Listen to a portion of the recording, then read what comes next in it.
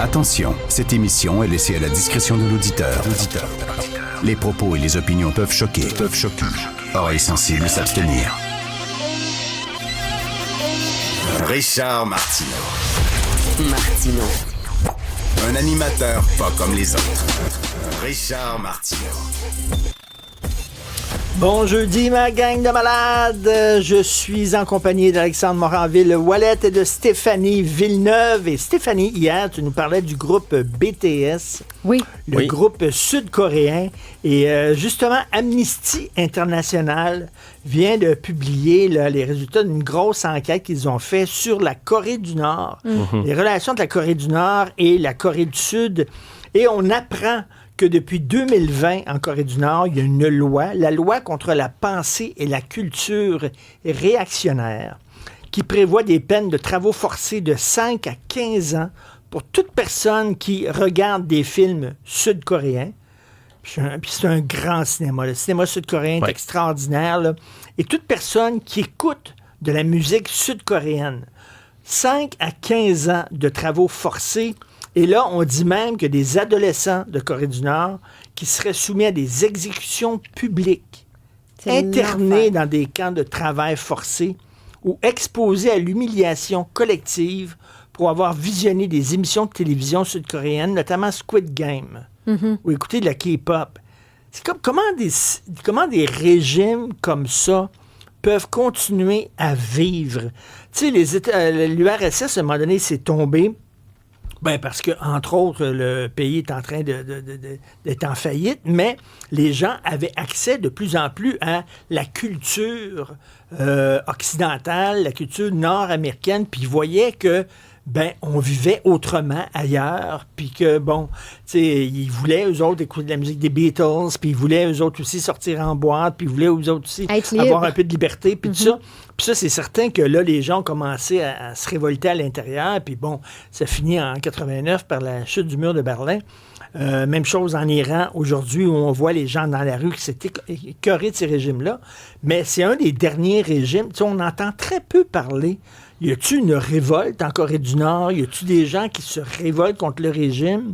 Comment ça se fait que ce régime-là fait pour tenir encore? Y a des gens qui traversent la frontière puis qui donnent à du monde là-bas là, des puces électroniques là, avec des émissions de du contenu, c'est ça, là.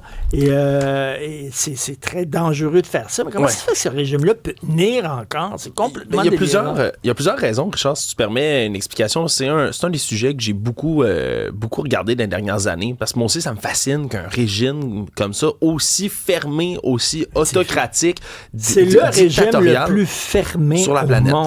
Sur la planète. Ben, ils vivent grâce... Les gens, les Québécois, là, qui disent on vit dans un régime fasciste au Québec, puis tout ça.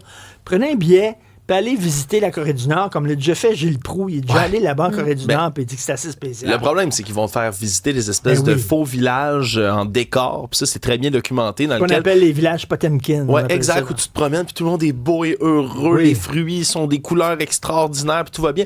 Non, c'est un pays, au fond, qui est frappé par des famines généralisées majeures depuis des années. Survivent grâce à un financement de la Russie. Richard, hein, ça, ils n'ont jamais arrêté d'avoir des contacts assez étroits. C'est pas pour rien qu'on a retrouvé des soldats nord-coréens sur le front en Ukraine. Ils ont un lien très proche. Ça permet au régime de survivre. Ensuite, il y a quelque chose, puis c'est étudié de plus en plus depuis plusieurs années. La Corée du Nord a ce qu'on appelle la section 39, qui est une branche du gouvernement qui s'occupe de cultiver du pavot, genre des drogues, là, de l'opium, entre autres, et d'aller en vendre à l'international. Ils vendent des armes, ils vendent de la drogue. Ils utilisent une branche du gouvernement pour financer certaines parties du gouvernement coréen grâce à de la marchandise illégale un peu partout dans le monde, notamment de la drogue et des armes. Mais pourquoi la population ne se révolte pas? En Iran, il y a eu plusieurs révoltes, puis là, celle-là, là, j'espère que ça va être la bonne, mais là, vraiment, ça a l'air d'être une oppression incroyable.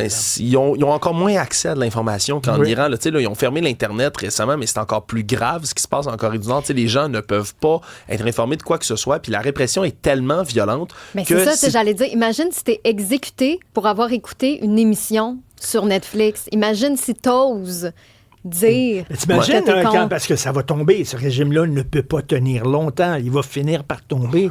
Et t'imagines quand les Nord-Coréens vont découvrir soudainement ce qui se passe au-delà de leurs frontières. Là. Ça va être comme des gens là, qui ont été mis dans la glace pendant 50 ans.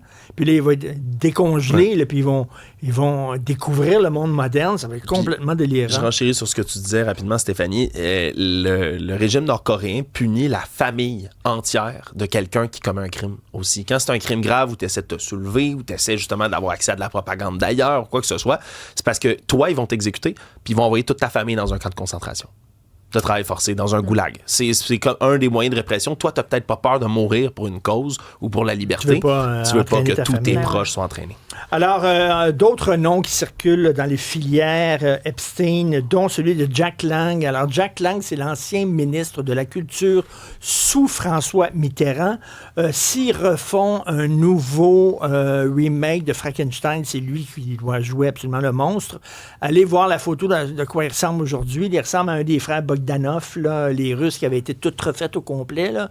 Donc, Jack Lang est complètement refait et il était très, très, très ami avec Epstein. Il s'échangeait pendant de nombreuses années des courriels et tout ça.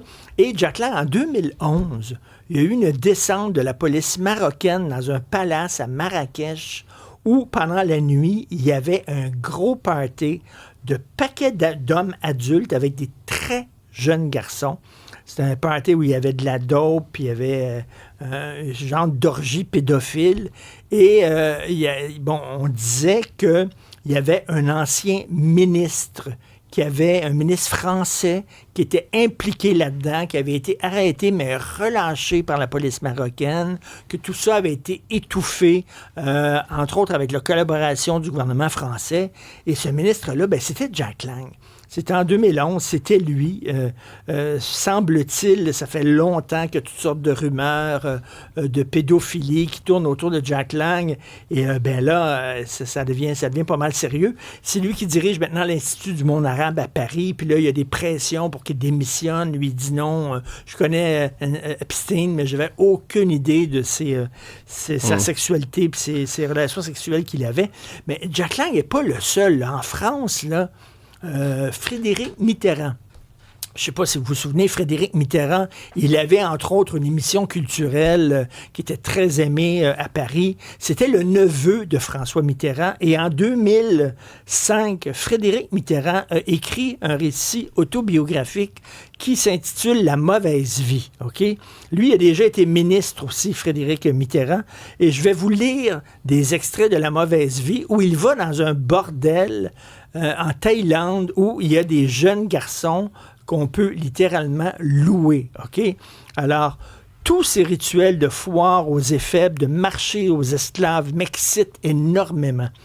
La lumière est moche, la musique tape sur les nerfs, les shows sont sinistres, mais il me plaît, au-delà du raisonnable, la profusion de garçons très attrayants et immédiatement disponibles me met dans un état de désir que je n'ai plus besoin de réfréner ou d'occulter. Ben voyons. L'argent et le sexe, je suis au cœur de mon système. Celui qui fonctionne enfin, car je sais qu'on ne va rien me refuser. Ben, alors, les jeunes garçons sont là pour ça. Je peux enfin choisir. J'ai ce que je n'ai jamais eu, j'ai le choix. Alors voilà, je suis libre, absolument libre de jouer avec mon désir et de choisir. La morale occidentale, la culpabilité de toujours, la honte vole en éclats, que le monde aille à sa perte. Puis là, il dit, il y a d'autres établissements du genre, à Amsterdam, à Hambourg. Je dois continuer, pousser plus loin en avant pour parvenir à mes fins, etc. Attends, il a écrit ça, là. Il a écrit ça. Il a écrit une lettre de culpabilité de pédophilie, genre, puis personne ne l'a arrêté jamais. C'est son autobiographie, c'est le neveu de Mitterrand, puis il a été ministre, puis il y a eu des émissions à la télévision. Je vous propose qu'on aille Jack voir. Lang, ça fait très longtemps aussi qu'il y a des rumeurs de pédophilie qui tournent autour de lui. Là. Comme je le dis, il aurait été arrêté lors d'une orgie pédophile à Marrakech en 2011. Christine. On va aller voir au tableau indicateur. On est rendu à combien d'arrestations suite au dossier Epstein autour du ministère de la Justice américain? 0 au tableau. On marque un gros 0. Et c'est pour ça que QAnon, c'est vrai que c'était complètement fou, l'affaire des pizzerias, sauna, puis des orgies, puis les démocrates.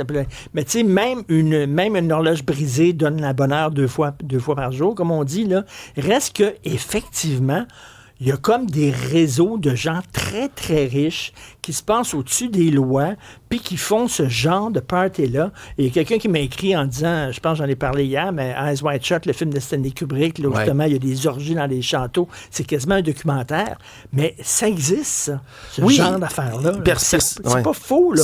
Puis ils vont s'en sortir. Ben, en ce moment, ils s'en sortent. Puis je rappelle qu'avant hier, Donald Trump, président des États-Unis, son nom revient partout dans les dossiers Epstein, lui a dit, ben là, vous savez, là, quand il s'est fait poser une question sur Jeffrey Epstein, c'est lié avec tout ça, puis le fait qu'il n'y ait aucune arrestation encore, il a dit, je pense que là, il est vraiment le temps que le département de la justice passe à autre chose, là, on a fait le tour de tout ça, puis tout a été fait. Quoi? Voilà.